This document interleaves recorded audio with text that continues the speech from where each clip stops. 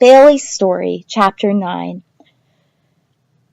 Over the next few days, the smells faded from my fur, and about the time I finally smelled like myself again, my family stopped behaving so strangely.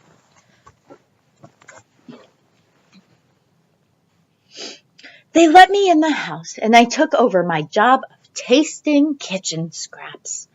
The boy called me Doodle from time to time, but I could tell he wasn't angry when he did. "Want to go fishing, Doodle Dog?" he'd ask, and we'd shove out in the rowboat and pull that tiny fish out of the water for a few hours. One day a chilly breeze swept in from a cloudy sky. Ethan pulled on a shirt with a hood that covered his head, and he called me to go down to the pond.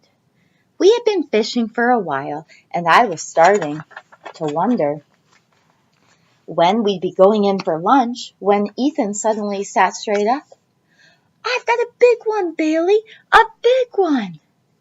I leaped to my feet, barking. If Ethan was excited, so was I. Ethan wrestled with his rod for more than a minute, grinning and laughing, and then I saw it. A fish the size of a cat was coming to the surface of the water right next to us. Ethan and I both leaned forward eagerly to see it. The boat lurched under us, and with a startled yell, the boy fell overboard.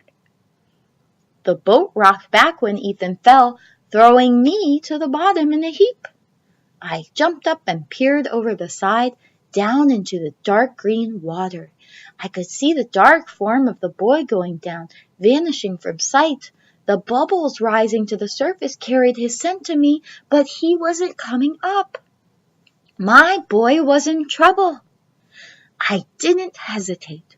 I dove right in after him, my eyes open as I pushed against the water, struggling to follow the trail of bubbles down into the cold darkness. I couldn't see much of anything. The water flowed into my nose, smoothed my fur, and flattened my ears against my head. The boy must be somewhere below me. I paddled as hard as I could, my front legs reaching, my back legs thrashing. Finally, I caught sight of him, a blurry image in murky shadows. I lunged, jaws open, and seized the hood of his sweatshirt in my mouth. Lifting my head, dragging him with me, I swam hard for the sunlit surface of the pond. We burst up into the air. "Bailey!" the boy shouted, laughing. "Are you trying to save me, boy?" He reached out and snagged the boat with his arm. Frantically, I tried to claw myself up over his body and into the boat so that I could pull him the rest of the way to safety. He was still laughing. "Bailey, no, you doodle dog, stop it!" He pushed me away, and I swam in a tight circle around him. I knew I shouldn't go far from him. "I have to get the rod, Bailey. I dropped the rod. I'm okay. Go on. I'm okay." The boy waved a hand at the shore as if he were throwing the ball that way. He seemed to want me to leave the pond. I wasn't sure that was a good idea. What if he went under again? But at the moment, he was talking and laughing, so I could tell that he was fine. And he kept waving me to the shore. Finally, I went and pulled myself out onto a small area of sand next to the dock to shake all that heavy water from my fur. "Good boy, Bailey," Ethan called.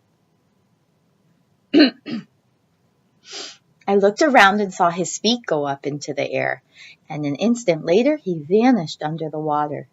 With a whimper, I threw myself back into the water, swimming as hard as I could, my shoulders lifting all the way out of the pond with the effort. I had to reach Ethan. When I got to the trail of bubbles, I followed the scent. It was much harder to get myself down this time because I hadn't dived out of the boat, so I was slower to reach the boy. As I headed toward the bottom of the pond, I glimpsed him beneath me, coming up. I switched directions. Our heads broke free of the water and out into the air at the same time. "Bailey!" Ethan called in delight. He tossed his rod into the boat. "You are such a good dog, Bailey." I swam beside him as he pulled the boat over to the sand. He was all right. The water hadn't taken my boy away from me. I was so relieved that I danced and licked Ethan's face as he bent to pull the boat out of the pond. "You really tried to save me, boy." I followed him onto the sand and shook myself again. Then I sat, panting, as Ethan left the boat on the sand and settled down beside me to stroke my face. His touch was as warming as the sun. The next day, the boy brought Grandpa down to the dock. I raced ahead of them to be sure the duck family was out of the water. The boy was wearing another shirt with a hood, this one light gray, and he paused next to Grandpa on the dock. I sat down too. All three of us looked into the green water. "You watch. He'll dive underwater, I promise," the boy said. "I'll believe it when I see it," Grandpa replied. Grandpa grabbed my collar. "Go!" he shouted to Ethan. The boy took off running. I strained to follow, and Grandpa let me go. Ethan sailed off the end of the dock with a huge splash. I skidded to a stop and barked, looking back at Grandpa. "Go get him, Bailey," Grandpa said. I looked down at the frothy water where the boy had gone in. Then I looked at Grandpa again. He was old and moved pretty slowly, but I couldn't believe he was so daft that he wasn't going to do anything about this. The boy needed help. Again. Why was Grandpa just standing there? I barked some more. "Go on," Grandpa urged me. Did I have to do everything in this family? With one more bark, I dove off the end of the dock, swimming down toward the bottom, where I could just see Ethan's light shirt. I gripped his collar in my jaws and headed for air. "See? He saved me," the boy called when our heads broke the surface. "Good boy, Bailey," Grandpa and Ethan shouted together. I was so happy with the praise and so relieved that Ethan was okay that I decided to take off after the ducks. They'd thought it was safe to get back in the water. I'd show them. I got so close to snapping off a few tail feathers that they flapped their wings and quacked. That meant I'd won.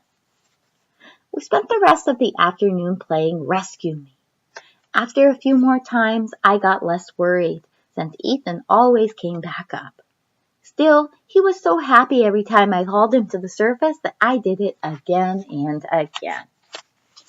I couldn't see any reason why we'd ever leave the farm, but when Dad arrived a few days later and Mom started walking from room to room, opening drawers and pulling things out, I had a feeling that we were going to be moving once again. I stuck close to Ethan in case he had any ideas of leaving me behind. He laughed at me, and finally he yelled, "Car ride!" I dashed outside and jumped in the back seat, hanging my head out of the window. The horse, Flair, stared over the fence, probably jealous because I could fit inside the car and she couldn't. Grandma and Grandpa hugged Ethan and me before we drove away. The car took us back to our first house. I missed the farm, but it was good to smell the familiar smells once more and to meet the other kids and dogs in the neighborhood again. We played games and I chased balls and wrestled with my friend Marshmallow. It was wonderful. What happened the next day was not so wonderful. Everybody got up early, and I was let out to the garage. Again. I thought the people in my family had learned their lesson. Why was it starting all over? I ran out of the dog door into the backyard and checked to see that Mom and Ethan were really leaving. They were. Ethan climbed into the big yellow bus and Mom drove away. This would never do. So I barked for a while, and Marshmallow answered from down the street. But that didn't help as much as you'd think. Since I couldn't think of what else to do, I went back inside and sniffed at the doghouse. I wasn't about to spend my day in there. I saw Smokey's feet underneath the door that led back to the house. I put my nose to the crack and breathed in his scent, letting out a frustrated sigh. He didn't smell sorry for me at all. I was a big dog now, bigger than I'd been the last time I'd been locked in the garage. The doorknob wasn't as far above my head as it used to be. As I looked at it, I remembered how I'd gotten out of the yard where I had lived with my mother. I put my front paws on the door, took the knob in my mouth, and twisted it.